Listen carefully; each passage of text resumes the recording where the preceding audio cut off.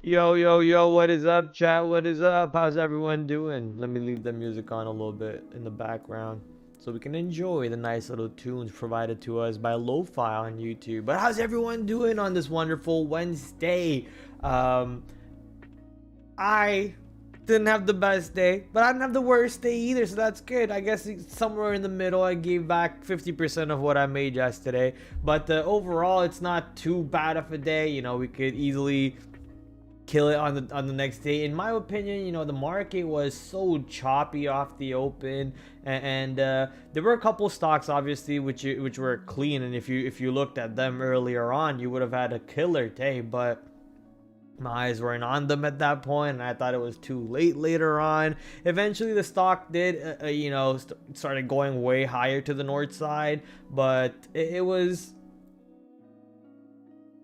just craziness for me. It was just craziness, the choppiness, the upside, the downside, the kangaroo-ness behind the market was kind of hard to trade in my opinion today. You know, a lot of times I would go in the money, I'd go back to break even, go in the red, go back to break even, go up again, go back to break even. So it was just like I guess I didn't have the read, and the stocks that I was trading were just going with the market for the most part, or whatever it is, and just wasn't working out. And I'm just happy that today wasn't too bad of a red day. Red is red, right? We could call it flat, but red is red. And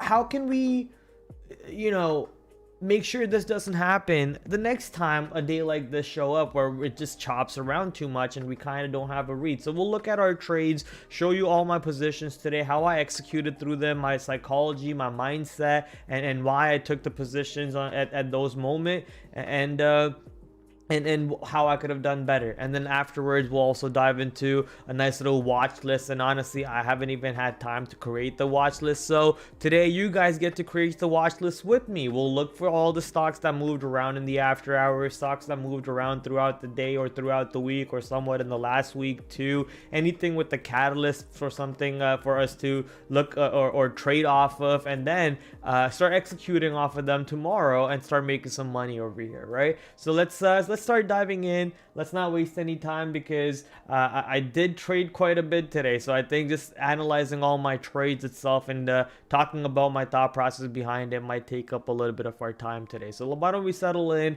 strap in your seatbelts, because this one will be a little bit of a bumpy ride, not as smooth of a ride as it was yesterday for us. Okay, started off with XLE. One of the traders on the floor was looking at XOM today. I mean, USO oil was just selling off all day. Oil numbers which were coming out at 10:30 also helped the market out pretty strongly to the downside. That's when I took the lower day breakout when the oil numbers started hitting the tape and end up, having that nice little flush to the downside over here. Overall, I wasn't looking at it off the open, so I missed the nice little entries right around over here. I think XOM was selling off too, and I was watching XOM a little bit, just didn't find any entries for myself, and I don't really trade oil too much, so I tried to not get burnt off of these trades, but it was just too juicy to not enter XOM at this point because the risk was so tight. I let it break. I watched the tape a little bit to see if the stock would reclaim this low, and it never really reclaimed that low, so I was able to take that 86 break and just enjoy the ride to the downside. And thankfully when that 1030 number hit, that is 86 breaking and pushing all the way down, giving us a nice little exit. Then I also tried to get back in and scalp it a little bit. Then I get stopped out over here. I should have thought about getting back in around 86, but at this point I was just mentally shut off because of how a couple other stocks on the day go for us, and how I just wasn't getting the read on anything today. But I'll be honest, at this point when the stock, after getting stopped out and gets back under VWAP and actually starts showing me weakness under VWAP, this was like exactly like what Rivian did yesterday. Peaks above VWAP, comes back back below VWAP near 2250, and then rejects that 2250 area. So exactly like what Rivian did over here, that setup, that pattern showing up, and this is exactly what Rivian looked like at the end of the day too, at a much lower price point. So So that's something that we might have to add to our playbook over there. Look for that pattern next time, something that's weak on the day, pulling back to VWAP. It might peak back above VWAP, but the second it does drop back on the VWAP and you start seeing that weakness show up again, then you could, maybe enter in this range, give it till that range high. Yeah, your risk is a little bit higher and you're not really catching the top, but your probability of that win for that trade is much higher, and you're enjoying that move to the downside. So that's something I need to do better over here. XLE though, overall nice little winning trade for us on that one.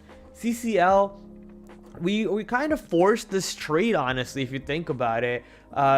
This is day 4 now. The stock was yesterday at the 200 period EMA low. No, I think it was a 200 SMA on the daily low. So noticing that, maybe we should have kind of stepped away from it. And it was also just constant buying on the tape. The market was also trying to go up off the open. So here I am trying to short around a couple pre-market highs. I give it way too much of a risk. I don't know why I do that. Today was honestly such poor management of risk today across a lot of stocks. There's some stocks where my risk is just ridiculous. Like, what the hell am I doing? Why did I even give it that much risk? Usually I don't do things like that. So today it was just like, I'm just glad I didn't lose the amount of money I could have lost on the day when I'm trading like this, because this is the type of trading that will make you have to go apply at McDonald's, right? Like Dan Duval said, he's one margin call away from being a fry cook.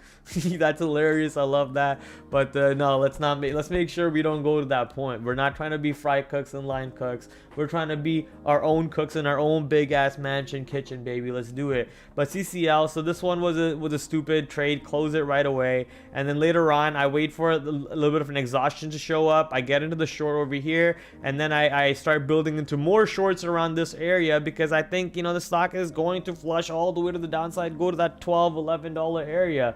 But eventually it doesn't. So I start scalping some profits, try to get back in, and then I give it that range high for the risk. It does stop me out. I get back in near these highs again, near that 1320, 1325 area, which is the earnings day low. The earnings day low coming in as resistance one more time, allowing me to take some profits. And I believe I kept CCL on the profit side with a couple of these trades right here, which allowed me. I should have just waited for that 1325. And if you guys were watching me yesterday, we also talked about how I was only going to wait for 1325. I'm not going to trade this level, or not going to trade the stock if it doesn't go to 1325. So it does. Oh, I forgot to post an announcement. Damn it. I absolutely forgot today, dude. I was just so busy. Ooh, you guys almost saw a little bit of next thing. I need the link. Let me copy the link. Let me go to announcements, publish. Guys, if you're not on our Discord server, join our Discord.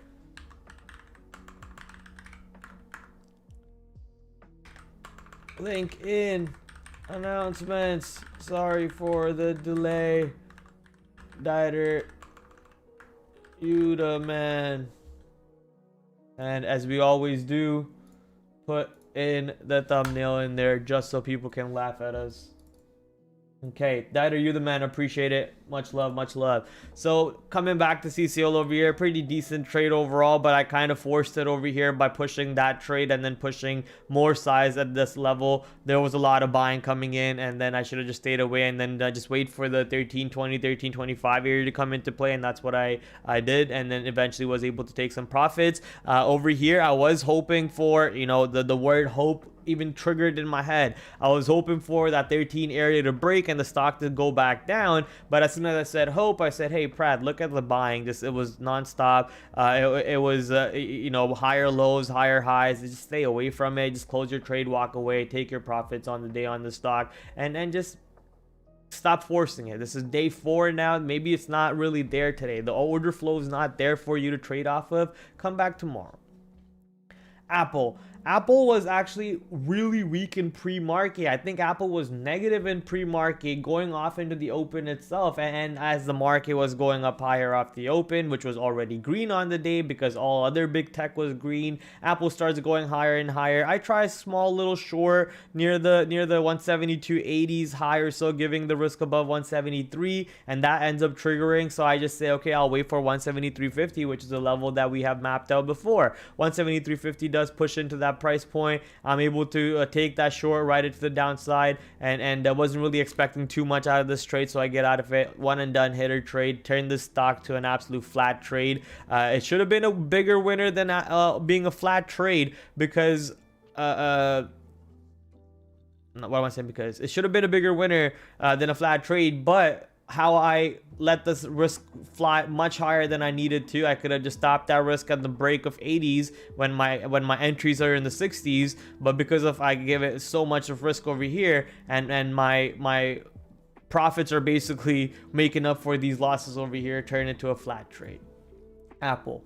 Palantir, try its nice like a little long in this consolidation for a possible peak back to the north side, and we go break 16 and run up to 17, even though I did say that I will not touch Palantir tomorrow, but we ended up touching this position sadly, and you know what, I'm not regretting it. It was a good trade. I let it get back under VWAP and actually show me, you know, some weakness under VWAP, and it said, Pratt, I'm going down, and eventually I said, all right, I'm done. One and done trade. Loser on Palantir.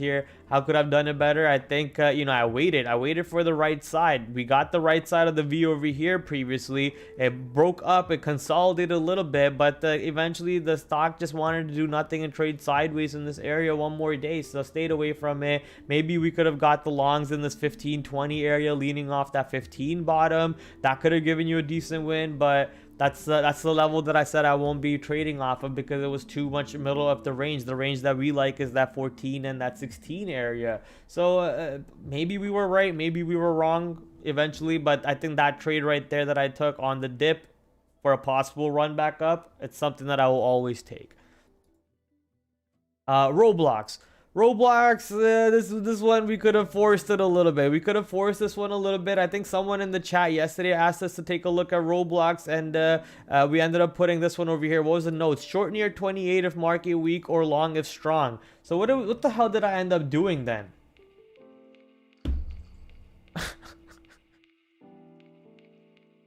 Like, I literally have it in my notes that says short near 28 if market weak, or long if strong. And here's 28. Market was strong, and I'm stuck shorting it all day. I mean, there's nothing else to say over here besides the fact that make a plan, trade the plan, and execute it. I actually have it in my notes what to do exactly, and I guess I didn't look at my notes at that moment. I was too biased on the short side. I was too biased on the negative sentiment. We also told ourselves the only short side we really kind of want to be focusing on, if it's popping up, is near that $30 area. We kind of pushed that $30 area today, $29.50. It looks like it's the high around this 311 period, that's when I took the screenshots. But overall, missed out on a big opportunity, because that's the right side of the V. The right side of the V, 28. I mean, look at that. It broke 28, failed to get below 28, 27.85 the bottom, failed low. That's where you get back long on the back through of 28.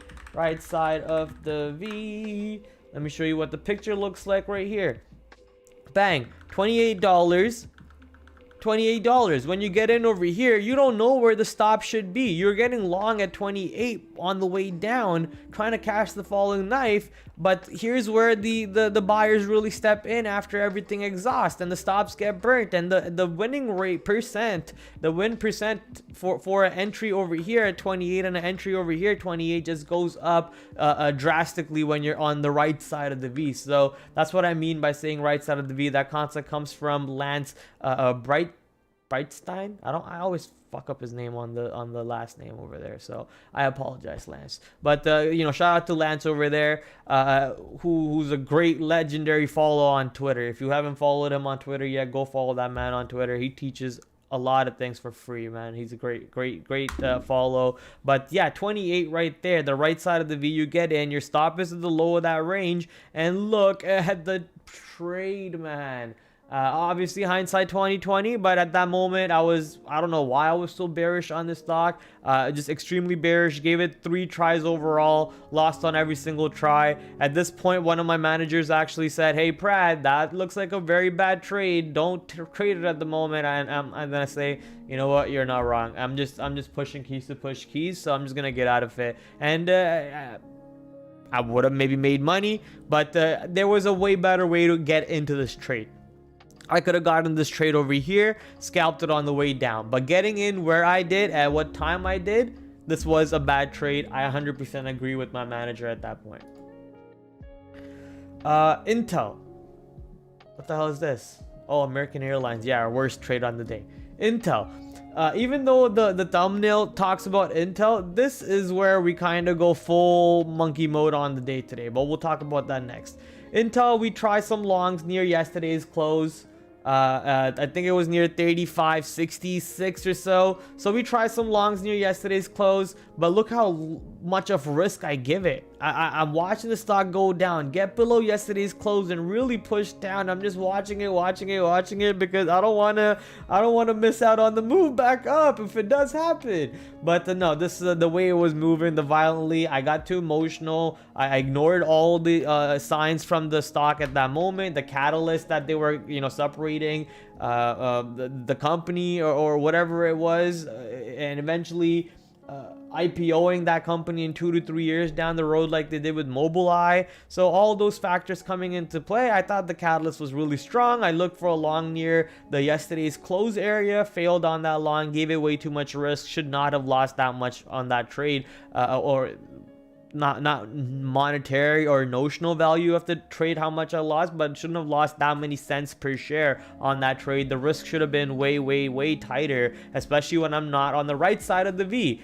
Getting in somewhere over here would have probably made sense. You would have quickly scalped some longs near to the run to VWAP, and that area ends up being a little bit of a double bottom, I think, later on in the day that gives you another long. So that was probably the only long attempts we had on Intel. So a little bit of a pain over here on that trading for myself. I think you saw another trade earlier on the day where I let the risk really slip past way too further than I should have. Here's another example where I do that today. Today was just ridiculous on my risk management. I was too confident on my trades, and I was too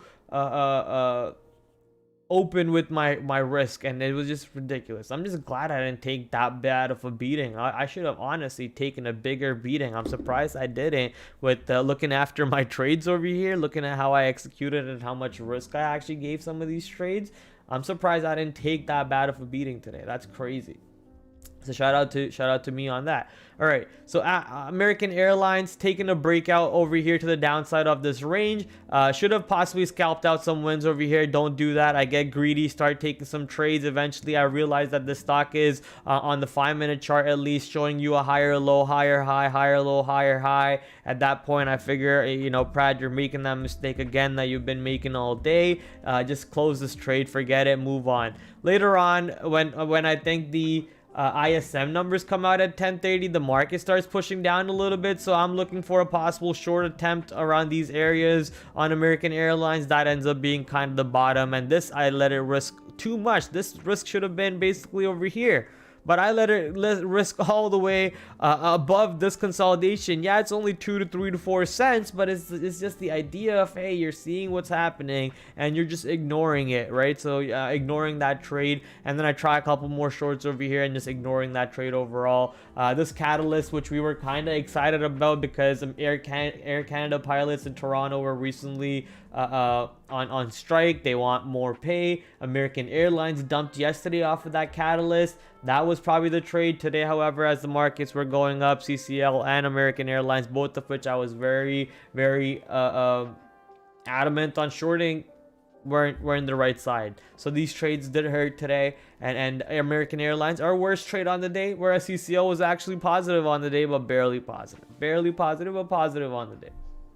That's that for our positions. Next time we know that we see these type of patterns, just stay away from it, right? Stop monkeying around in these positions. And too much risk was given on positions today. We didn't need to give that much risk on trades. That was unnecessary, to say the least.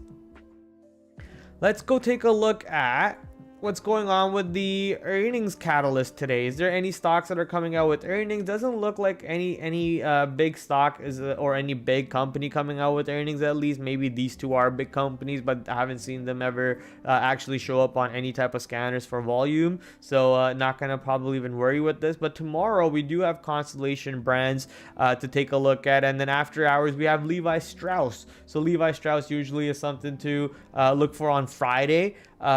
Sadly, I will not be trading Friday as I am traveling to the United States on Friday, and then next Monday there will not be a stream for you guys, so I apologize for that in advance, as I will be returning back to Canada on Monday and driving back with my brother and my mom and everyone else. So we're gonna be I'm gonna be taking Monday off once again, just letting you guys know. However, for tomorrow, coming back to the market, looking at Constellation Brands, STZ, not something that usually does a lot of volume, but if for any reason, if this one does bring in some volume, we could possibly start looking at a trade for it. Average 10-day shares are only 700,000 for a $250 stock. That's very, very illiquid, but at least today it brought in 1.2 million shares as it's getting ready for that earnings move tomorrow morning. Now, if we were to be able to, we do have some lines already out here on the stock. I'm just going to turn off the moving average ribbons over here because that one's a little cloudy. That kind of murks everything. Like, just can't really see anything with all those indicators on at that point. Looking at... Can I put that there? Hello? Let me... Why don't you pin there? Is magnet not on? That makes sense. Okay, so there's that trend over there a little bit. We clearly broke that trend to the downside on STZ. If I remember correctly, they own Aurora Cannabis, or used to, or maybe it was a CGC. Can't remember. But alcoholic beverages and so on coming in also in their basket of trade.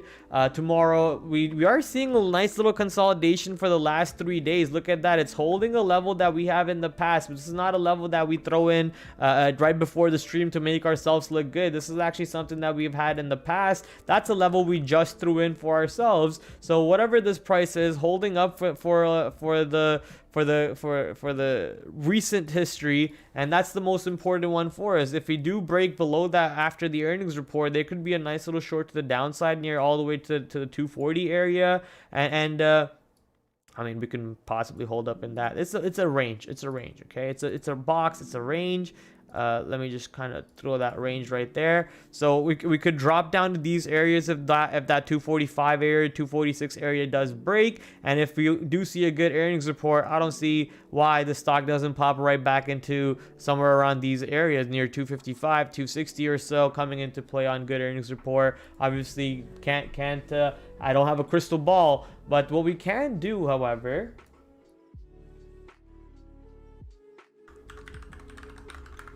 let's see what options AI is showing us.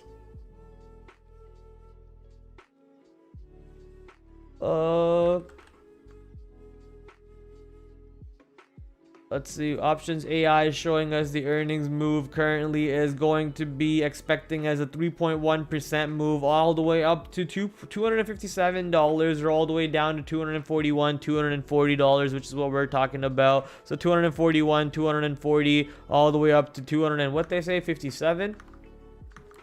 Hello, give me my chart, sir. 257, so right around, yeah, exactly what we were saying, 255, 256, 57, up to this 259, 260 area. So I didn't even need options AI, baby. I'm an options master just with my brain coming into full power over there, kicking into fifth gear. That's a One Piece reference for those of you get that one. Shout out to my One Piece anime fans. But yeah, here we go. STZ, maybe something to look out for. So why don't we throw this one on our watch list for tomorrow? STZ. And the level that we do have mapped out is right around 247, is it? 247, 246 point, what is it? 246.87 till 247. Let's say that. And then based on tomorrow's move, we'll take a look at what happens at the next levels to possibly be interested in. At this time, I'll be taking a look at our beautiful chat, see what happens, see what they are talking about. Rivian with the secondary after hour. What do you mean? They had a after hour move, or they had a secondary offering in the after hours? So let's take a look at that one, I guess. Perfect volume for the voice and the music. I think the voice is peaking a little bit, obviously, because I'm screaming at the damn mic as I always do. Prad, you wildin'. It couldn't have been that bad. I wish you would have just played Netflix. Beautiful action both ways. Netflix, okay, we'll put Netflix down over here. NFLX, but no, it wasn't that bad at all. It was, maybe I lost like 40 to 45% of what I made yesterday, and you know, we're not worried about it. It wasn't that bad. It's just if I keep doing shit like this, though, I gotta go apply to Walmart. I gotta go apply to Costco and McDonald's. Beautiful action both ways. I got 50% calls on and 90% calls on puts. Let's go. You forgot to, okay, I already read that. Should be opportunity tomorrow in the energy sector. Yeah, XLE for sure is something that I traded today, so I'll be taking a look at that one. XLE was fun to the downside. XLM was selling off pretty drastically, so we'll take a look at that bad boy.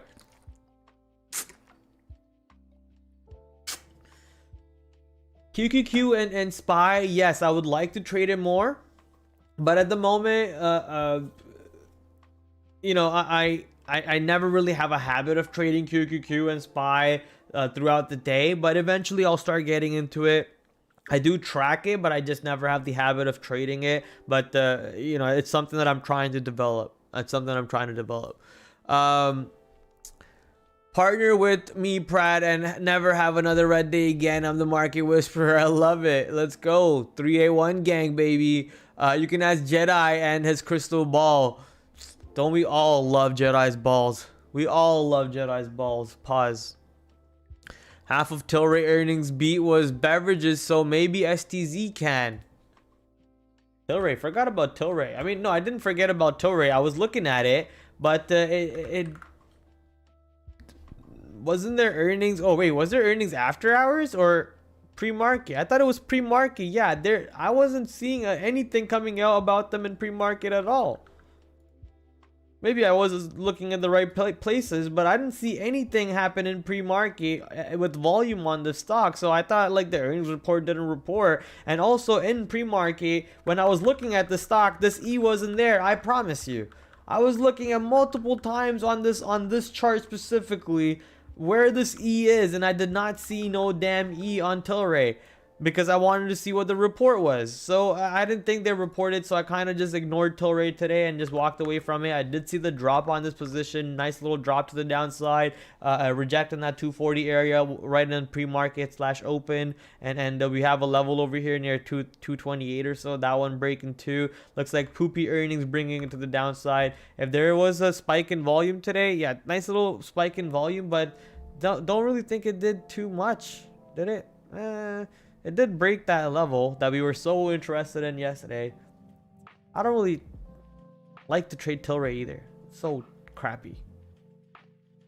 When CGC was getting above $1 though, Tilray and CGC were a little bit fun to trade. I think it was right around this period, but I'm not too interested right now to trade Tilray off of the earnings catalyst. Looks like they report over here. Report was, they lost less than, oh no, they lost more. Okay, they lost more, but they did make a little bit more money. Like I said, guys, weed's a hard business, man. Weed's a hard business. Not that I would know. I've never sold weed. Okay, Tilray, I don't know if I want it on the watch list or not, but maybe we'll just leave it on there for now. Let's move to the next one after this, and then let me move this one back into this tabs. Let's go to our scanners at the moment. What is the most active stocks on the day? It obviously is number one, Tesla. Obviously, every single day, Tesla, AMD, Apple, Microsoft, Meta, Google, Amazon. So that will be our tech basket. We'll maybe even put in Nvidia, Intel in that basket of stocks. If for energy, maybe we want to look at XOM, Oxy, CVX. The banking sector has been moving around a little bit, so maybe we could dabble with BAC a little bit. If it does show us some levels to be interested in, we'll throw in JPM and Wells Fargo over here to kind of be interested in too. Anything else that's popping out, CCL might just have to kind of put it on the back burner until it really shows me you know, really rejecting that 1325 or getting above 1325 to show me support near 1325 and then getting back above. So at the moment I'm just gonna have to leave it on the back burner. So this is me just leaving the stock there and leaving it on the back burner, not gonna worry too much about it, and see if we can find any other important stocks that moved around. Let's go to the gainers, the highest gainers on the day today. What are we looking at? Rivian popping up 9% on the day. Shout out to that stock. Yeah, we were looking at it and we talked about taking that long, and wait, I thought it was 28. Oh no, that's Roblox. Yeah, we didn't trade Rivian today. That's surprising. So Rivian was a nice little long to the upside apparently. Do we have that one on the watch list? We do. AGL, not too much volume happening over there. Let's actually filter this one by volume.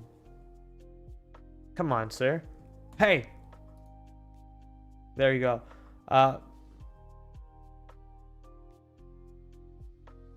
okay. Yeah, Tesla actually went up on the day. I was just surprised that I'm seeing Tesla pop up over here in the gainers. I was like, what's going on? Okay, Tesla, AMD, Palantir. Let's put Palantir up here in the top list for us. Palantir, Rivian's already up there. American Airlines, I'm gonna have to put that one over here. Not gonna be too interested in that one but it'll be in the lower end of my watch list. Lucid, maybe we could put Lucid up here in the higher end of the list too. We'll put Roblox up there too.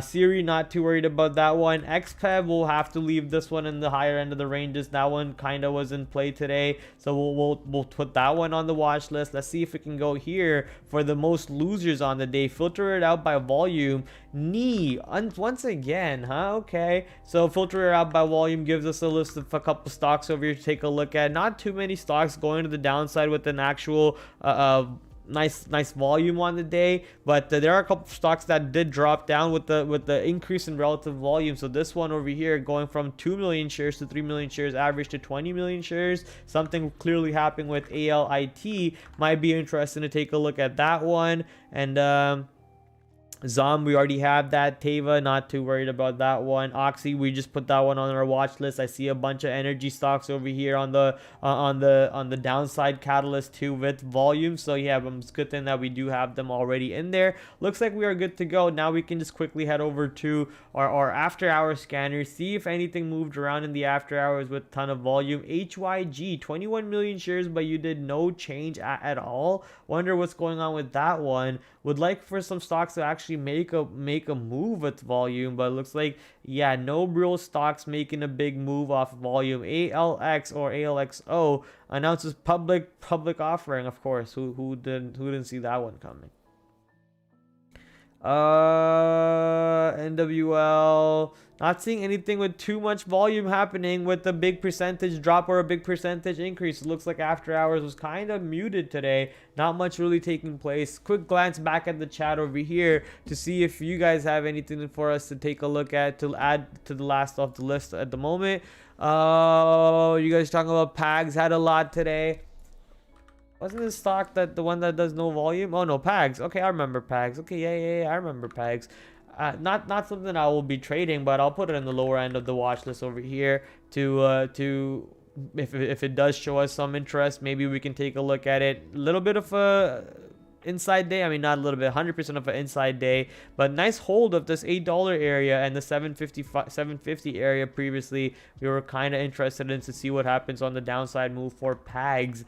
If I remember correctly, this was like a Chinese stock or something. Never really traded it though. I've never really traded this stock, so can't be too confident on my levels on this stock at the moment, but we will take a look at it for sure. Okay, Rivian, apparently monster move to the north side. So why did we not look at this one today? I have no clue. Amazing pop to the north side on Rivian today. Moving well past couple hour levels and moving to pretty much that 2350 area that we were mapped out long time ago. I guess one of our big levels that we have mapped out on based on the daily chart, but a selling right to the downside back to these. This is what you were talking about, right? The secondary offering. Oh wow, Rivian.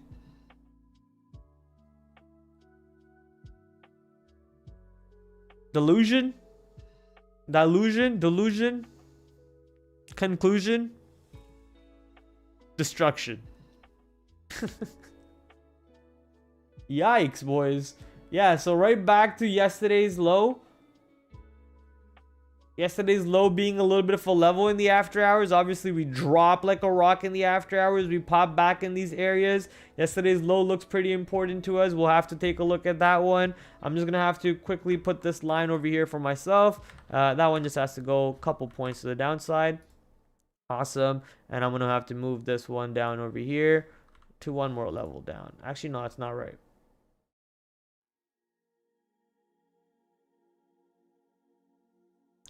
So Rivian is for sure in play tomorrow. Very in play tomorrow. Something that we have to watch. You can't be ignoring this stock. Will be fun watching the stock right around this area near $22. If there is any pop into 22, you kind of want to smash that short. If it does get below Tuesday's low / today's low. Today's low exactly was Tuesday's low. So for any chance we get below Tuesday's low or today's low tomorrow off the open in pre-market, that might be something that you want to, absolutely hammer to the downside. 2150 area basically is what we're talking about. Let me just throw a line down there for ourselves. And I want to put it in my notes because I think this one will be a crazy level to short. Short 2150 or pops into 22 up to 2220, and if that fails, then it kind of negates the whole thesis. If this area fails for me, I don't wanna short until the stock goes all the way back up at that point. So if it doesn't, I'm only thinking bearish tomorrow on Rivian. 100% only thinking bearish. I want to mainly look for I'm thinking pre-market it opens up somewhere closer to this ranges, and maybe even trades below this range. You might get a nice little pop into you might get a nice little pop into 2150 for us to short it, and then that's the only area you'll be able to pick up some shorts. Maybe we pop into 2180 past 2150, but I will be basically ready to trade this whole range with my risk somewhere up top here possibly. I'm lying.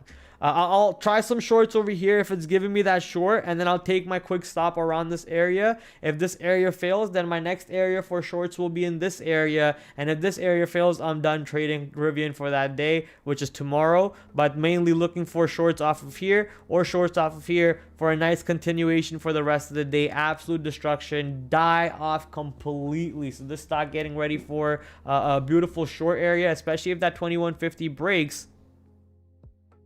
I think we have a move all the way down to this $19, $20.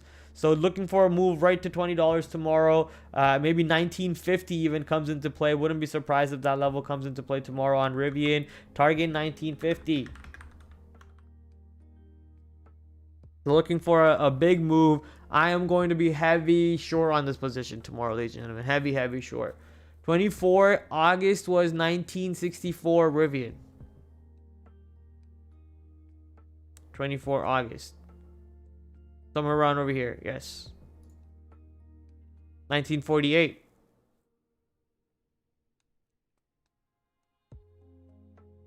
You lying to me, Dan? The idea is 1950. 1950 to $20. Looking for that target price for the stock to the downside tomorrow. Alright, we in. Let's look out for that trade. Netflix. Apparently Netflix was clean to the upside and to the downside. That candle is fugazi. Are you kidding me? That was the range for Netflix yesterday. What the is this? What happened to Netflix over here? What? What? Yo, how come no one told me this?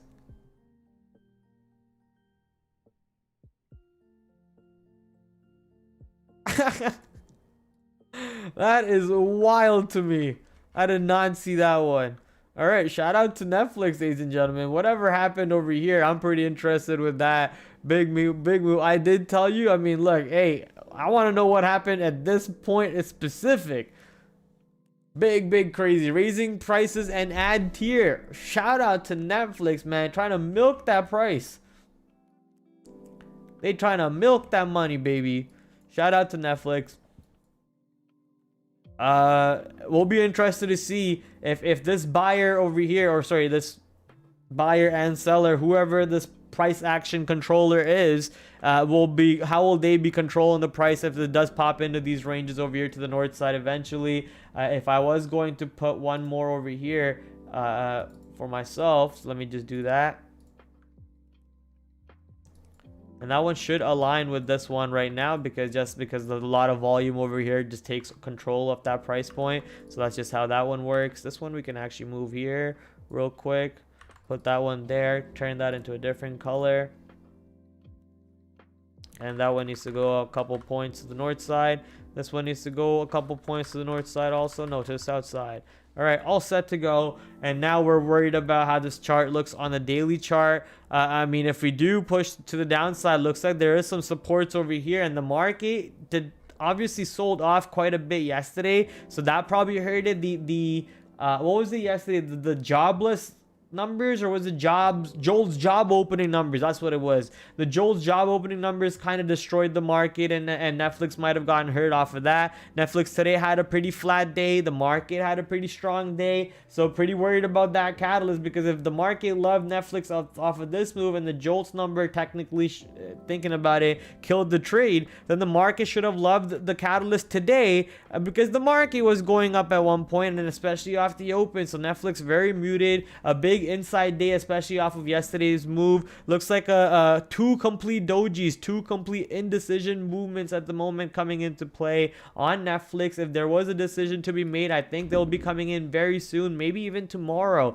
For our trade for ourselves, we're probably looking for some sort of a rip pullback, and then a buy of that pullback for a bigger move upside. I think that's what I'm basically imagining over here on Netflix. If the catalyst is that important, the stock should have shown us that importance today. It didn't, so I will be giving it very tight risk, very small. I kind of want to wait and see what happens around this price point near 380. If we do pull up to 380 and start busting about 380, I might be interested in that breakout long. But if 380 keeps showing me rejection, then it might just be straight shorts over here. I think that's the only price point I'm honestly interested in. I might not be interested in any price point before that. Maybe something over here around the open of yesterday, or even the close of yesterday. That's pretty cool. The open and the close was the exact same price yesterday, so maybe we can take a look at that price over here tomorrow. Today's close was also near yesterday's close. Are you kidding me? And the price of today's open was also near yesterday's open. I mean, this price is being controlled at the moment, right? So pretty good control of whatever needs to happen over here on Netflix. If we do see anything around these prices near 365, maybe there could be some trade around this point. If we see consolidations near the 365 area, dip buys around 365 for a possible move into 380, breakout into 380 for a bigger move up, especially if the market's screaming green, then we can look for that. But if tomorrow ends up being tumbling Thursdays, free fall Thursdays, whatever you want to call it, then you're looking for the stock to first go down, pull back up into 365, show you more rejection, and then that's when I kind of want to look into that position. This is where a great example comes from SMB Capital's latest video right here, talking about when to really enter. No, yes, that's the money run right there, right? So look for a drop, a pullback, a rejection of that, consolidation, pulling back into that double top, a nice little double top is what I'm picturing. Something like this over here, but in a lower price point if the market's red tomorrow and this catalyst doesn't matter. But if this catalyst does matter, then we should be able to punch back above 280, and we should see buying power coming above 375.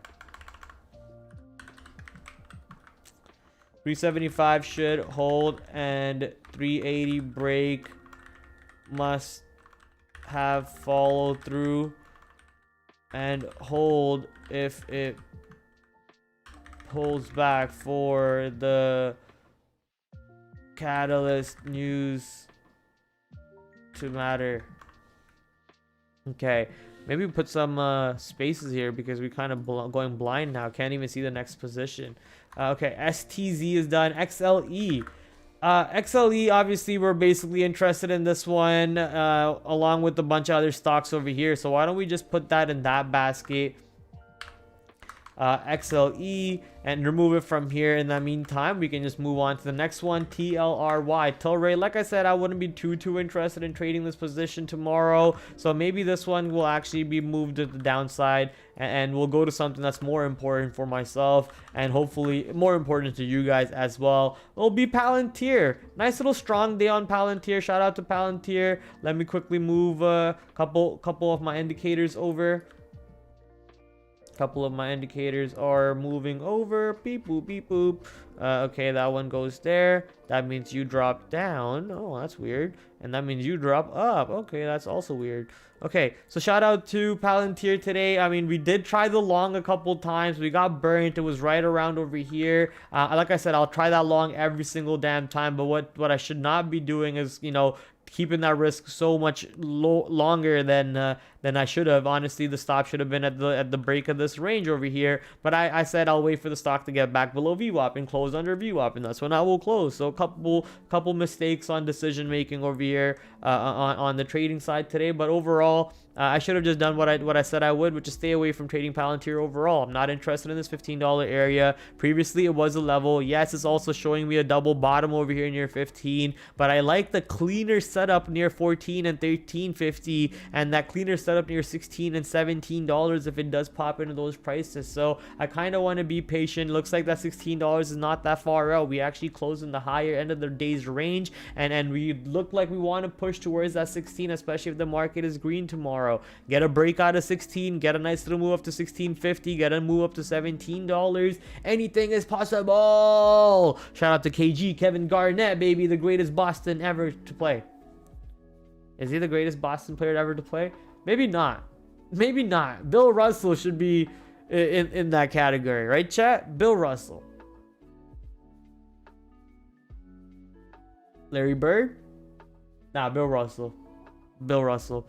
But then, like, dude, there was only like 6 teams when Bill Russell was playing. So it's like, how hard is it to get that many rings when there's only 6 teams that you're facing, right? Am I wrong in saying that? But shout out to Bill Russell, the greatest Boston to ever do it. My greatest Boston to ever do it during when I started watching basketball. It was KG, Paul Pierce, Ray Allen, the OG, baby, the OG 3 team right there. Those were the good days. Those are the days that made me buy the Boston Celtics hat, which my brother hates every time I wear, or anyone in Toronto hates when I wear that Boston Celtics hat because they're in our conference and I'm supposed to hate them. I'm supposed to hate them apparently. And also because what they did to us in hockey every single year. So we're supposed to hate them. If you're in Toronto, you're just supposed to hate Boston. Sorry, Boston. Boston. All right, Palantir. Let's come back to this one. You know, more government contracts. Always coming out with government contracts. This company will eventually be running all the companies in the world. No, I don't mean that in any seriousness, but I mean that you know, their data analyzing capabilities are so powerful that a lot of companies and government itself puts them to use their AI being advertised to more and more commercial companies these days, and they're actually signing up to use that product line. So Palantir is something that I'm very interested in, looking for you know, more breakouts. Like I said, let's look for that $16 area to come into play. I will not be interested in anything else below 16 or until we see 14. I'm not interested in 15, honestly. I say that, but I'll trade it tomorrow. Watch. Okay, Lucid finally peaking back above, eh? Not like, I'm not gonna believe it. You know me, I'm not gonna buy that nonsense from Lucid, but it is peaking back above the previous 52-week low, which is a level that we were kind of interested in. Maybe it does hold that price point and you know, pull back into these areas, showing you some buying could give you a great long off of this area, because there's a lot of upside over here on Rivian. A dip buy over here could take you right back into 568, right back into $6. So if you are interested in that, I think Lucid was also in that basket of stocks that they were talking about as to EV stocks that could really change around and do better in the future. I don't buy it for Lucid, but Rivian makes a little bit more sense, because you know, oh shit, Lucid makes a little bit more sense, obviously, because Rivian makes a little bit more sense, obviously, because they had a lot more backing than Lucid did. Lucid only at the moment have, I think, the Saudi backing them, and they also recently have the Aston Martin backing them up. So maybe that will help them out a little bit. That might just help them out just the right amount to get them to the spot they need to be. So looking for that dip buy into this 546 area. Maybe if that area can show you some buying, that's what you want to really pressure, push your chips in, go all in around that area with tight risk. And if you win, congratulations, you're gonna enjoy your positives on the stock. Okay, Roblox. I mean, we had a pretty bad day on the stock. We even talked about the 28 area and how we'll be interested in the area. We even charted the stock and we even mapped it out. It's so crazy that we did not even look at our own notes. I mean, come on, look at that, chat. Why didn't I look at my notes? It was so simple.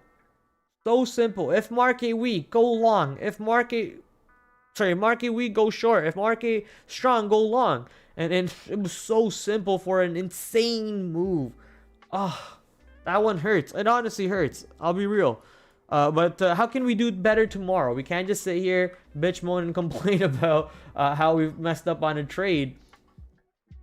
The question is, how can we improve and how can we do better tomorrow? And the answer starts with preparation, prepping for this trade now, and really checking into our notes tomorrow morning, and getting ready with the right trade plan and the right trade mindset. Clearly a lot of buying showing up today, a lot of buying in the recent history too. We have been popping up from that 52-week low of 25.32 area. Our previous target of 30, which did not come from 26, we topped out at 29.50. We almost topping out again at that 29.50 area. So let's see if that 29.50 area can show a little bit more resistance, or do we actually start getting past that 29.50 and actually start making a move towards the 30, 31, 32 areas for Roblox. So Roblox with the monster move up today, and tomorrow if there's any dip buys into 29, well, I'm not interested in actually looking for a long over here. I'll be honest with you, I'm not interested in pushing along so close to $30. I might as well just wait for $30 to come into play so I can short the $30 area.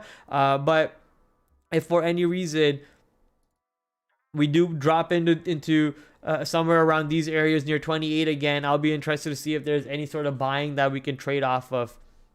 So let's look for that 28 area or that 30 area to show up again. I'm just gonna put those two price points over here for us on RBLX. XPEV had a pretty strong day. Not sure what the catalyst is, but wow, that's crazy. We had the exact high on the day today on XPEV. China's electric cars reinvent the wheel for good. Podcast?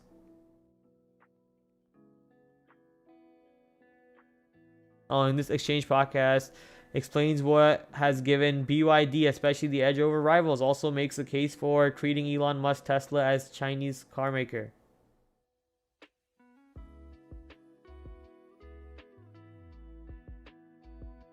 Nothing about XPEV over there. Sounded like it was all about BYD and Tesla. But I guess they're the basket of stocks in general, EV stocks. Recently, XPEV, Li Auto both came out with good delivery numbers, and that kind of brought them down, if I remember correctly, on that day. I guess the market was down, and that was the reason why also they were selling off. And I guess the China market was closed that day. This was on Monday, if I remember correctly. Right here, Monday. So right now, the nice little pop back into that $18 area for XPEV. Let's see what happens if it does peak back above 18. We do have a couple other areas to the north side that the stock could possibly find resistance in. Not too keen on honestly looking for a trade on XPEV, but if there is any relative volume that pops into this trade tomorrow, and if there is some really clear level that pops out at me, I might look for a trade. But at the moment, I don't even know if I'm confident in this $18 level. Like, I have a line there, but if you pull back to the yearly chart, it doesn't really scream. Oh, okay, yeah, that one's important. Oh yeah, that one's important.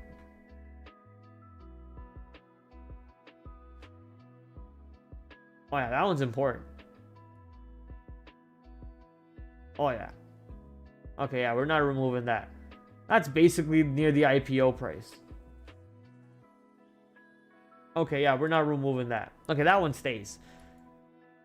That's a pretty significant level. Now I'm changing my mind. Now I might want to make a trade off of this price level. But I don't like how choppy it is. Look how choppy we are around that price point over here. This price shows you, this consolidation at that price point shows you a lot of decision making off that price. And over here also we are kind of fighting this price. So it looks like there's something clearly happening near this 1810 area. So you might want to keep an eye out for 1790 to 1810 area to see what happens. Do buyers show up? Do sellers show up? And then kind of make the decision off the order flow that shows up on the stock. So now that we are pushing into this key level, maybe it's a good range to keep an eye out for, 1790 to 1810. Keep an eye out for this range, see what happens. If anything was going to happen in this area, you'll be able to possibly pull a trade off of the buying or selling, and just following the path that the stock market kind of lays out for you, or the stock itself lays out for you.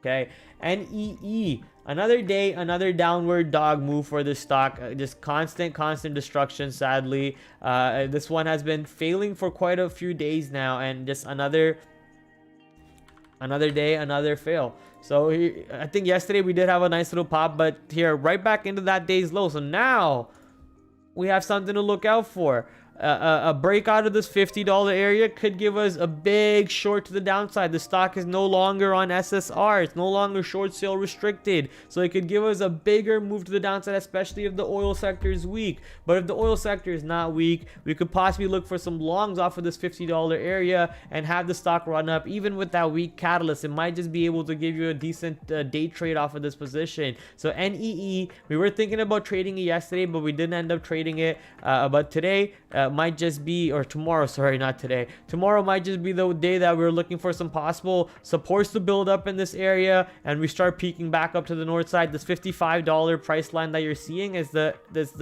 VWAP from the day that the stock started going crazily to the downside. So from this day over here, 26th of September. So based on that, looking for a pop anywhere up to this on the swing term scale, as long as the $50 can hold. But if $50 doesn't hold, then obviously the longs are getting burnt, and you're looking for even bigger move to the downside as the stops get blown out. Okay, so knee, I guess we're just putting that $50 over there. ALIT, don't even know what the hell this company is or what they do, but I guess it really doesn't matter because they'll just give me a bias, and then I'll start monkeying around with my biases. So let's actually pull back to a way bigger time frame. This is the all-time low, and now coming back to a way to the daily time frame, we can kind of maybe look for, I don't see anything.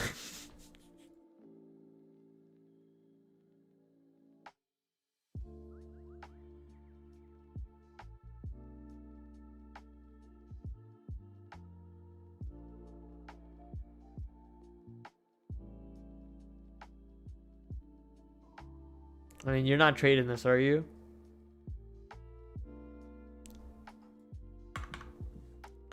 Yeah, sorry chat. That one's not staying on the watch list. Let's go to the energy sector. Energy sector is currently coming in with XLE. So XLE, let me just repaint my indicator.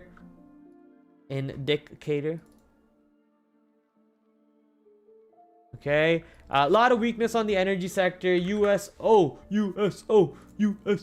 So yeah, big move to the downside on USO. Crude oil futures also, you'll see a big move to the downside today. And if that weakness starts to continue, if we reject this 85.72 area on crude oil, this is delayed data. We possibly are much lower than this, so ignore the data. I'm not paying for futures on TradingView, so it's about what, 20 minutes delayed, 25 minutes delayed data over here on futures. But overall, the idea is if we pull back into this area of 25.50 to 25.70 on crude futures and see any sort of rejections off that price point, then even more destruction on the energy sector, even more downside on the energy sector. And I will be looking for those shorts on XLE. Nice little pullback all the way into the support area of 84.70, $85 today. Let's see if that $85 area can hold up for any sort of buying power comes in and give some sort of a relief rally on oil sector, or do we continue breaking down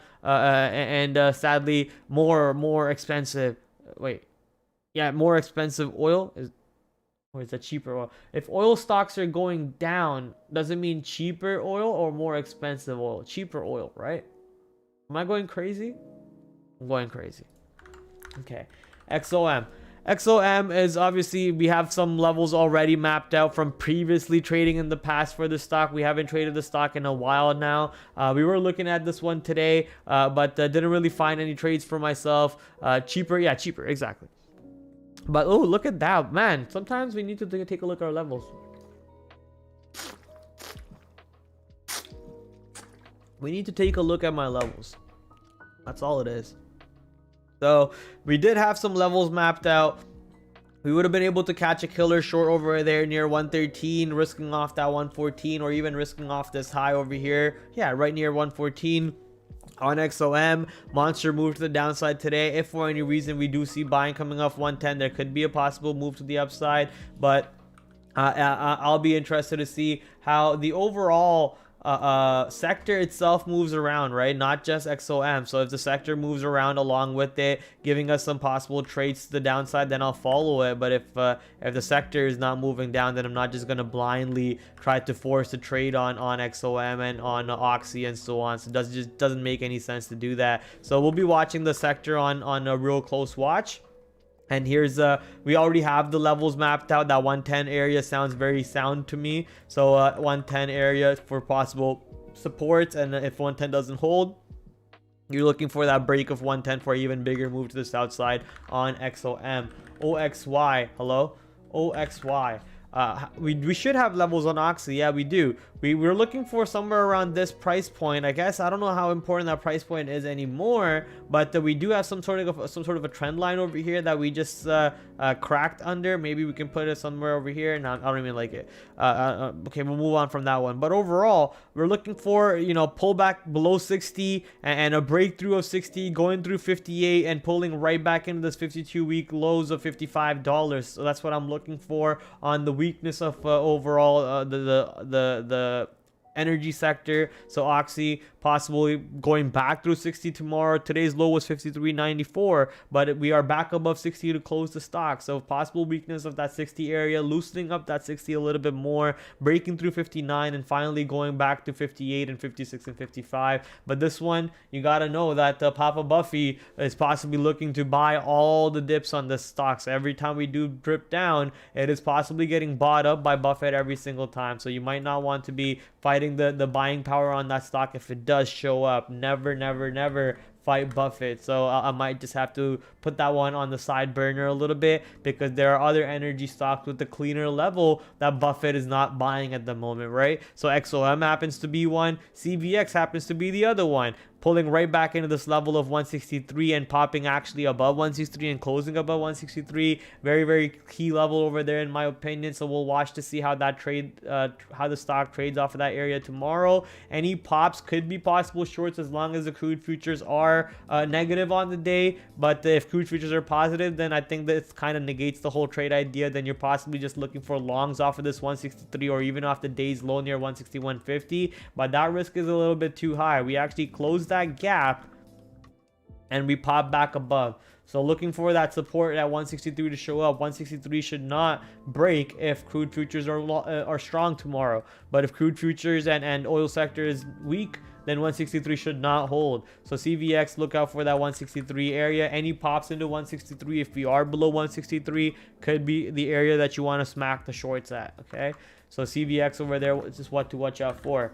Coming to the banking sector over here real quick. Oh my lord, why didn't I see the Bank of America today or even yesterday? I literally told myself, it's not at any important level, it doesn't matter. I don't know why I told myself that, but I said, it's not at any important level, I'm not gonna look at it. 2 pre-market days in a row I told myself that, and I was wrong. It broke that significant level, gave you a 6 short. Another significant level gave you a 6 short, and today it's somewhat of a relief rally at a new 52-week low where the stock doesn't have a trade anymore. And this is when I pull up to this position. So a little bit of a regret on making those pre-market decisions for myself on the banking stocks. Let's go regret a little bit on JP Morgan, which obviously breaking past below this previous significant boxed area that we were interested in right here, this box. Pulling back down into that area, showing a little bit support. Maybe if that box area does show you real support once again, and the banking sector is hot tomorrow, we can possibly look for some longs right back in this range high on JPM. So that's something to watch out for. And Wells Fargo, man, that short on Wells Fargo was so clean too. Short off of that $40, $40.50 area, giving you monster rise to the downside. Missing on big trades over here just because we told our brain that we are smarter than having to actually check what the market's doing. So pretty bad decision over there. Next time we won't be making that stupid decision. Next time we'll look for the right trades to get into. So Wells Fargo, don't really see any real trade for us at the moment. It looks like we missed out on the possible trade that we want to, but any pops into 40 could possibly look for shorts into 40, 50, into 30. I don't know if I want to be shorting off of that level. Yeah, I don't really know if I want to be shorting off of that level, but I'll leave that line out there for now. But mainly looking for shorts into 40, 50 if we do pop into those highs for Wells Fargo. This one is a little bit of a different range for me right now to be too interested in. JP Morgan is kind of in a better range than both of these stocks. If we do see resistance coming in from 144.30 to 143.50, so basically a dollar range from 140.50 to 144.50. If we see resistance coming in this ranges, you kind of want to stay away from this stock to the long side and maybe look for more shorts. But if you see buying coming in these ranges, then you kind of want to look for the long side and not look for the shorts on JP Morgan. And Bank of America is no real trade for me on this one. Kind of just have to wait to see what happens. Maybe we pop back into these areas. You could possibly see some shorts off of the previous 52-week low near 2050, 2060, but the day's high over here was 2650, so you kind of don't want to really be shorting 2630. Maybe you want to wait to see what happens at 2650 and then 27 later. So really these range highs are more interesting than these range over here. So I kind of just want to let the stock trade around, see what happens. Show me confirmation that you really have selling at this price point, then I'm down to join the party. I don't want to join the party first and be first to the party and find out that there was no one else in the party and I'm the only one there, right? So don't want to be in that spot for Bank of America or any of these trades. CCL, American Airlines, PAGS, Tilray. CCL, American Airlines, PAGS, I'm not too interested on those three. Tilray, not really too interested on those three. But PAGS is something that one of our viewers was talking about, so we'll chart it real quick for our viewer. For myself, I don't see a trade in it, but maybe look for some buying in front of this $8. There's looks like a little bit of a range here that I possibly would be interested in on PAGS. Let me throw that lines right down there. $8 to $8.18. Look for buying to form in these $8 to $8.18. But if that range breaks, then you have that 52-week low, which is the all-time low.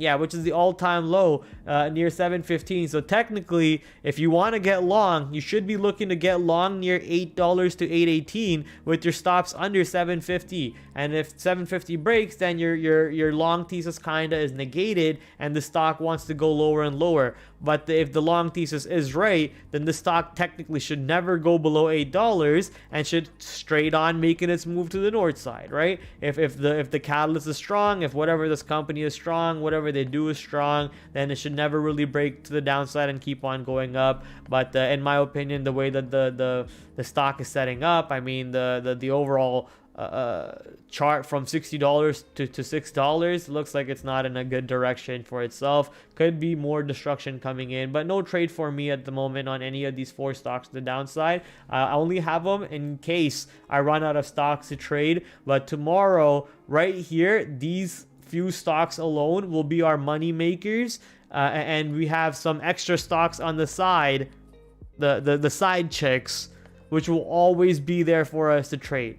The side chicks will always be there for us to trade, but these are the few trades that we mapped out today that I really like. The levels are clean. The couple trades over here, especially on Rivian, I think Rivian will be the big trade tomorrow for me. I think all my eyes will be on Rivian, maybe a little bit on Lucid, a little bit on Roblox. I was almost gonna call it Roblox, Roblox, and a little bit on Palantir, but mostly on Rivian tomorrow. And we'll see if STZ comes out with some sort of a big earnings report. Maybe we can trade off of that earnings report tomorrow. Real quick, why don't we repaint our levels on all of these stocks and set up for tomorrow? That way we're not doing that in pre-market and you know, not really set up and ready for our trades. So let me just quickly repaint some of our levels. In the meantime, this level right here is pretty significant. That 252.89 price point that you're seeing on Tesla happens to be, I believe it's the 52-week high anchored VWAP. Let me actually go confirm if it is.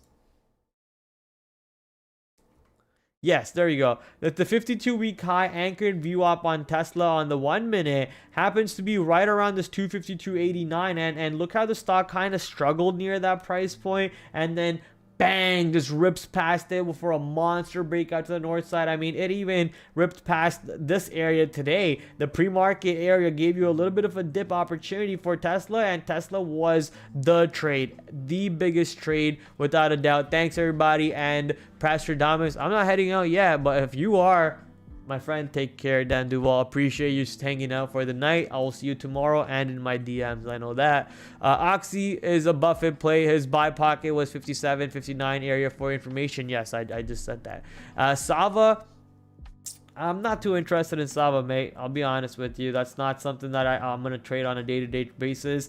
You want to be trading stocks that have actual catalysts and actually have a reason for day trading volume. And tomorrow, this is the one with the catalyst. This one might be something to take a look at. Netflix. These are a couple stocks over here that kind of bring in volume every single day, especially NI is bringing in volume every single day recently with what's going on behind it. Energy stocks are kind of in play. Banking sector was in play, but we kind of ignored the days that it was, and now we're taking a look at it. So you want to look at stocks that are in play.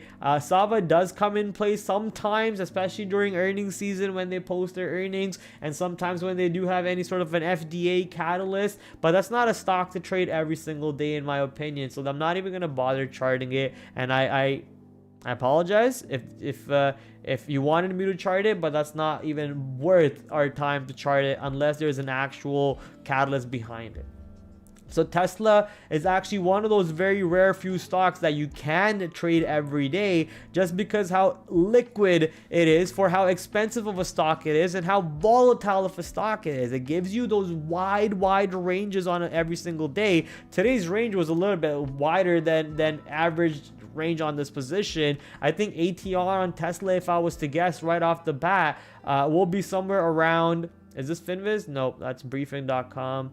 Where's Finviz? Finviz is right. No, that's not Finviz. Oh, no, that's not Finviz. Where's Finviz?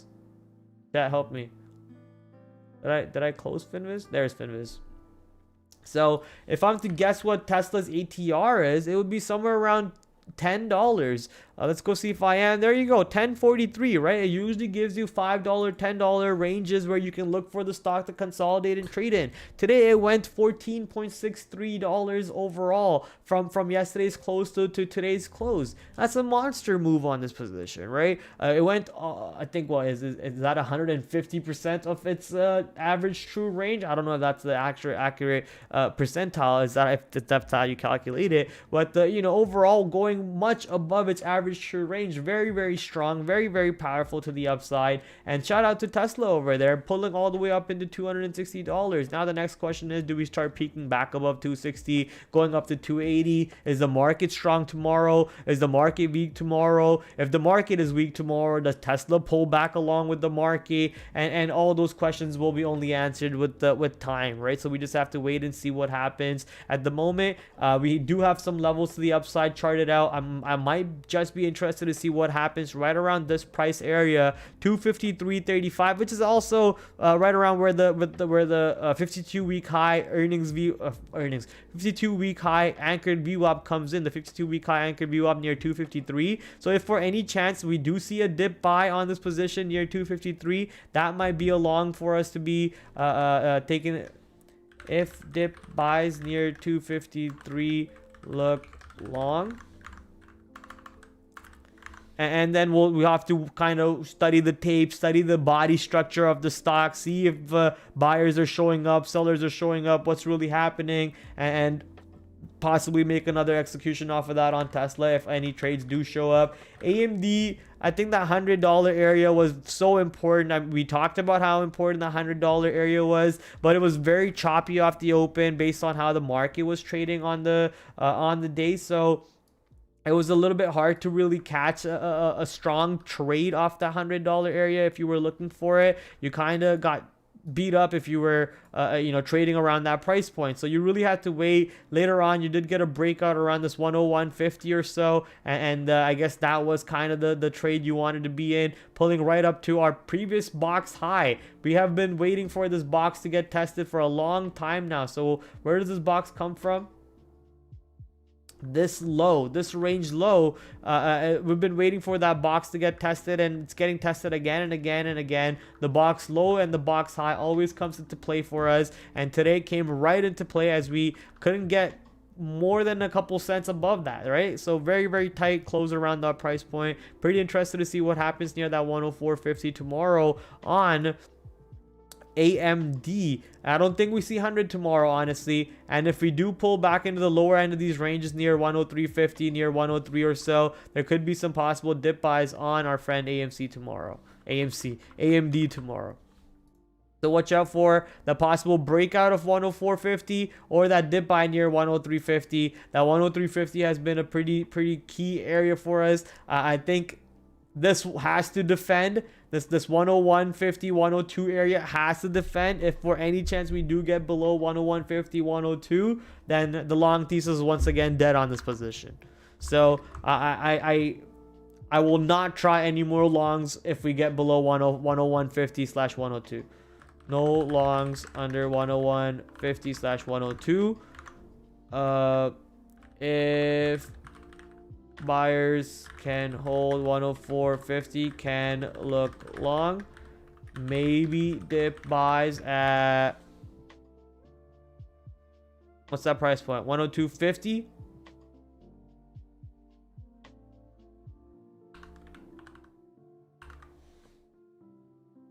Okay, Apple.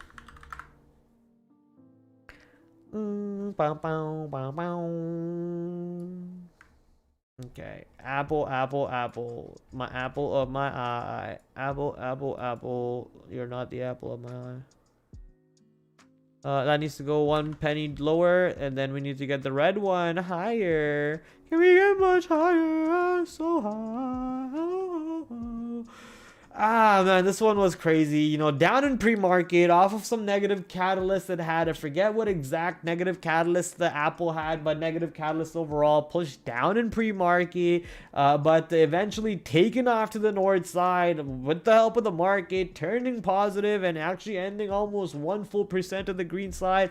Shout out to Apple. That's all I can say. I'm just happy I was able to scalp a nice little short off that 107.50 area, which is a level that we were very, very interested in the past. Yesterday we got a pretty good short out of it. Today we got a pretty good short out of it. But clearly the stock moved well above that 173.50 all the way up to this 52-week high earnings anchored VWAP. Looks like up to this 174.30 or so, 174 area coming into play. But look how we basically get back under this 173.50 area, 174 area, and the after hours on Apple. So I'm maybe thinking there still could be some selling taking place in this price point for Apple to really get above here. We've been kind of stuck here for a little bit now.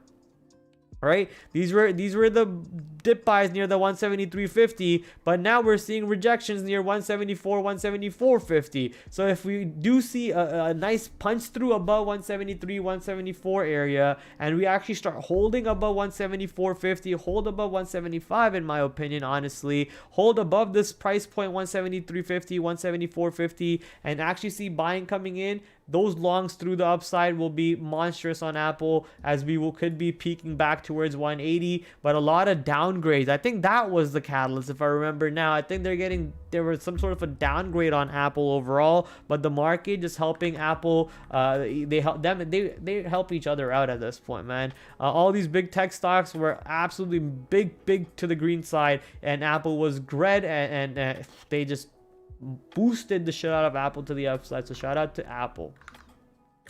MSFT. So let me just quickly move that line up there for myself. That one could go 1 point lower, and then we just have to repaint this one. Is that 930? Wow. Okay. 930. And we just have to move this one a little bit lower and move that a couple pennies lower. Okay, awesome.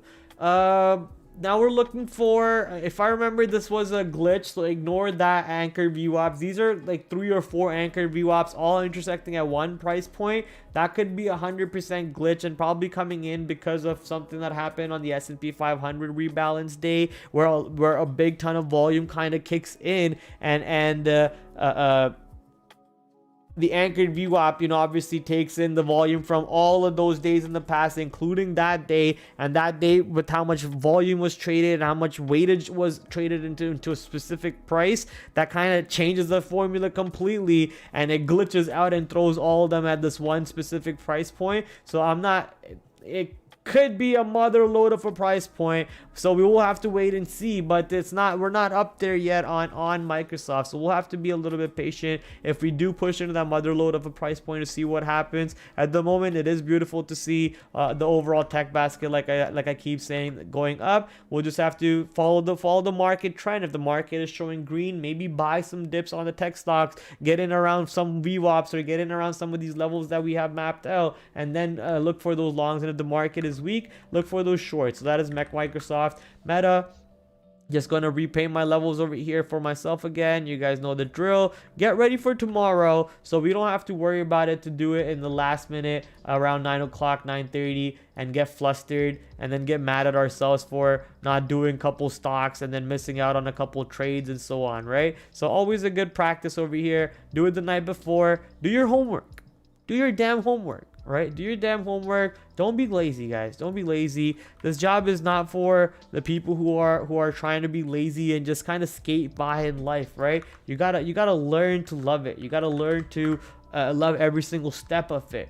I no longer have any time in my life anymore. I no longer have any time in my life. I maybe get, you know, a couple hours to myself every single night. Couple hours to myself where I play a couple video games here or there, and then bang, go to bed, wake up, go to work, trade, go to gym, which I guess is some time to myself, but go to the gym, come back from the gym, prepare a thumbnail for you guys, a stream. And then these days these streams are going much longer. These days these streams are going up to like 9:30, 10 o'clock. So I basically, those couple hours that I have to myself, I don't even have that to myself. And then I have to do a trade review for myself and my other traders in my group that I have. There's 4 traders in there, so do a trade review for myself and do trade reviews. Look how much of my life is just trading. And then I got a little bit of a time off, a couple hours to play off a couple video games, right? So you gotta really love the journey, even if that journey isn't really taking you anywhere right now, right? Sometimes it might just feel like, you know, you're giving it all your everything, you're giving it your best, you every day you're trying, and nothing's really working for you, nothing's really happening. It's, you know, it's like killing yourself, right? You're almost killing yourself over here every single day. But I would say, ladies and gentlemen, just don't give up. Don't give up. As long as you keep doing the right things, as long as you keep focusing on you know, getting better, even if it's by 1% every single day, keep learning. Pick up some new books on learning how to trade better. I'm learning how to use anchored VWAPs, right? Pick up a book about how to learn better. Pick up some books about psychology. Talk to some people who trade the way you want to trade.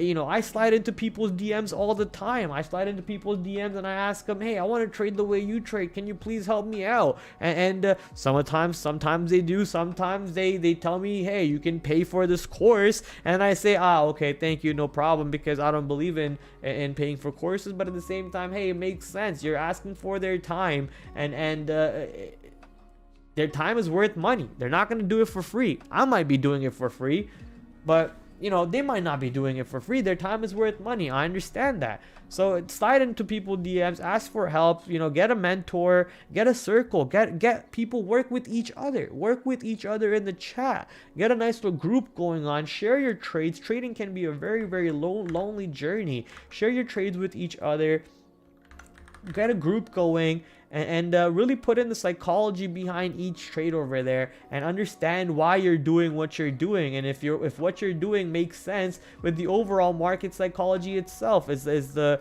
stock actually listening to what your psychology is, or are you forcing it on the stock and getting hurt, right? So all these things to kind of focus in over there on a day-to-day basis, and really love the journey at the end of the day, ladies and gentlemen. That's all I can really say. If you learn to love the journey, the destination doesn't matter. The destination doesn't matter. You make it, you don't make it, who cares? You loved it every single step of the way. You loved it every single step of the way, all the way to the top and all the way to the downside. And when you die, it never really matters anyways. Never really matters. No one remembers you. Oops. No one will remember you. Even if you were somebody in life, everyone will forget you eventually, and things will go by, and there'll be another king, there'll be another queen, and it'll be their time, right? But now is your time. Make the best use of it. Find these levels that you want to be trading in. Find a setup that you want to focus on. Chart them out. Put your thoughts on paper. Let it be by pen and paper, or actually the way I do, which is just typing them out. You know, whatever you do, put your thoughts on paper, make a trade plan, and then trade said plan. That way, you're not going out there and just guessing. You're not just randomly just guessing on what should I do?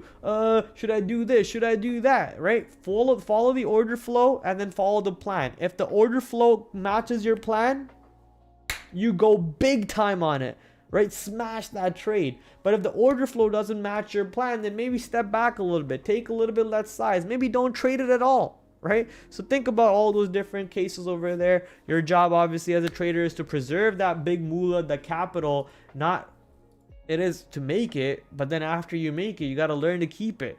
There was a gamer yesterday I was gaming with, and the gamer was talking about how during the AMC days he made, you know, X amount of dollars. I'm not gonna dox that person or say how much money he made. I was actually shocked by listening to how much money he said he made. Shout out to him by making that much money, because that's It was easy money to make, but it's not easy money to make. To make that much money he said he made on that trade, it's not easy money to make that, you know, because you're actually putting your own money at risk. So shout out to him for doing that.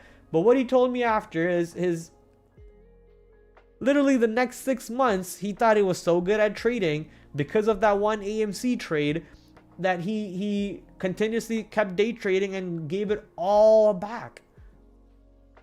And that's what happened to a lot of these Wall Street kids, the Wall Street bets kids, where a lot of these kids became millionaires overnight, but the hedge funds basically took it back from them over the span of the year, months, days, whatever, right?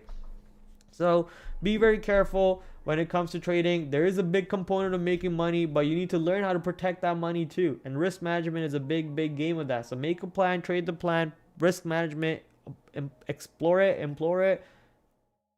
I think I'm saying the right words there. I don't know. Got dark at the end over here. Hey man, I'm just ranting and talking about life.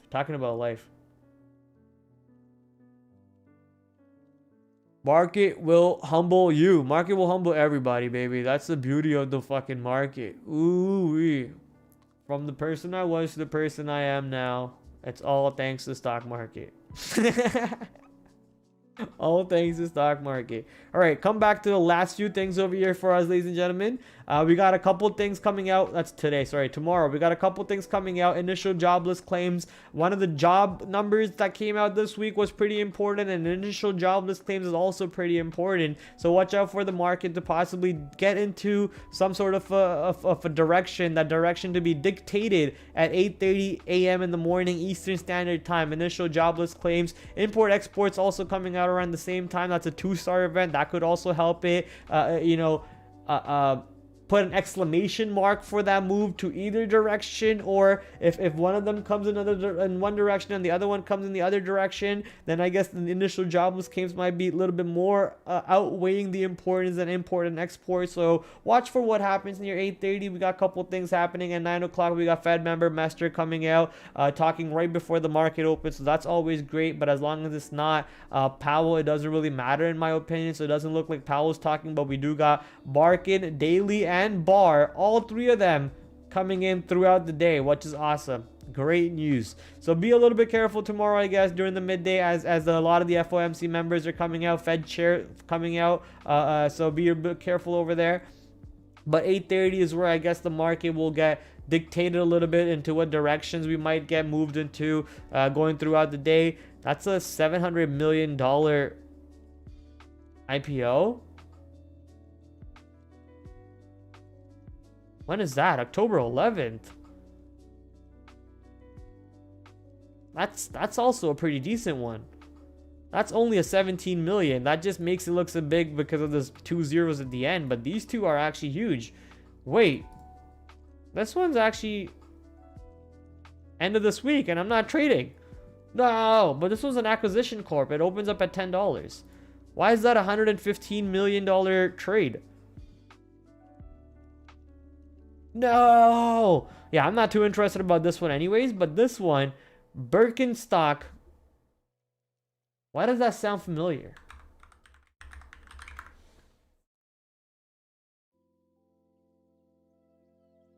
This is a clothing company, right? Yeah, why does it sound familiar? Oh, it's a footwear company. But they sell clothes too?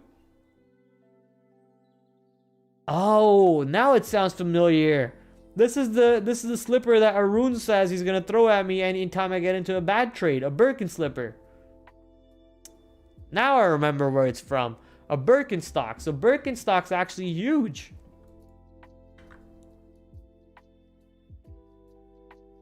Let me quickly do this.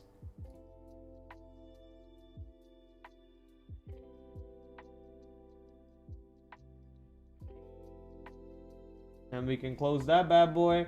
Post it in our Discord. IPO alerts, market alerts, market prep, IPO calendar. So post it in our Discord for the IPO alerts over there. That way we are ready for when this one happens. Once again, that's October 11th. pretty hyped up, I guess. $40 to $44 to $50 range, $49 range for it to be exact. So $44 to $49 range expected over here for Birkenstock, and we'll talk about that closer and closer when we get to that date. For that moment though, this should be the end of everything that I have for you, ladies and gentlemen. A nice hour and a half of Prad screaming at the microphone for you. Let me quickly glance back at the chat, see if there is anything that you guys are talking about. And Apple, myself, looking long. Yeah, pretty much looking long for Apple too. I'm not going to deny that. I mean, pretty strong on the day today, but how they started off with the downgrade catalyst, and the market was pretty strong too. Let's see if the market can continue said strength tomorrow, or does the market show us a little bit more weakness tomorrow, as we have seen Thursdays to be a little bit weak on Thursdays. So we'll have to just be a little bit patient, I guess. Got a little dark at the end there. I don't think it did. I think you know, it's fine. We've got to talk about some serious shit sometimes in life, man. Got to talk about some serious shit about life. You're right on. Dish did make 207 in profits this year. You're right. I mean, are you saying that in a sarcastic way or the wrong way? I'm not sure. Oh, it's going lower. It's going lower and lower. Ah, yikes. Dish Network to pay first of its kind penalty over space junk. Oh, wow. In that case, SpaceX should pay more, because apparently SpaceX keeps losing satellites every day. Dish entered into an amended and restated agreement and plan of merger with EchoStar and first ever space debris find on EchoStar 7. Oh, okay, damn. Yeah, there you go. More downside from space debris charges, I guess. And just in general, fourth largest company doesn't really sound too exciting for me. This is what happens when a company is the second largest company in a sector, right? This is what happens when the company is the second largest company in the sector. And this is what happens to a company that is first large in that sector. So when that sector itself is poopy, not the best, I kind of want to don't even care about the sector. I don't want to look for any investments, any longs, nothing on it, right? The sector just doesn't look too hot for any investments, that is. I think Verizon's like what, the second biggest market cap in that sector. AT&T going in at 104 billion. Verizon actually a little bit higher than that, 137 billion, 134 billion. Dish coming in at what, 2 billion. We're about 100 billion short on Dish over here, right? I don't want to continue, you know, hating on Dish every single day. Doesn't make any sense. Let's just call it a night over there. Market will humble you. Yeah, we read that already. Hey, ladies and gentlemen, once again, thank you for everybody who actually take the time out of your night to come hang out with your boy TraderPrad while I sit here, talk about charts, and, you know, look for levels for myself to be interested in next day. It means a lot for me that any of you even think that my levels or my ideas are worth listening to. Means a lot for me. And if you did enjoy what I had to say, please do hit the like and subscribe button. All my links are in the description below for my social media and my affiliate sponsors. And I forgot to mention something new and hyped up for you guys yesterday. We now have a discount code for Traders Sync, the journal that I use to track my own trades every single day. I think it supports about 250 different brokers, TD Ameritrade, IBKR, you name it. They support options, stocks, futures, commodities, forex, and you can set up different prop accounts if you have like different. You can set up different portfolios if you have different prop accounts and with different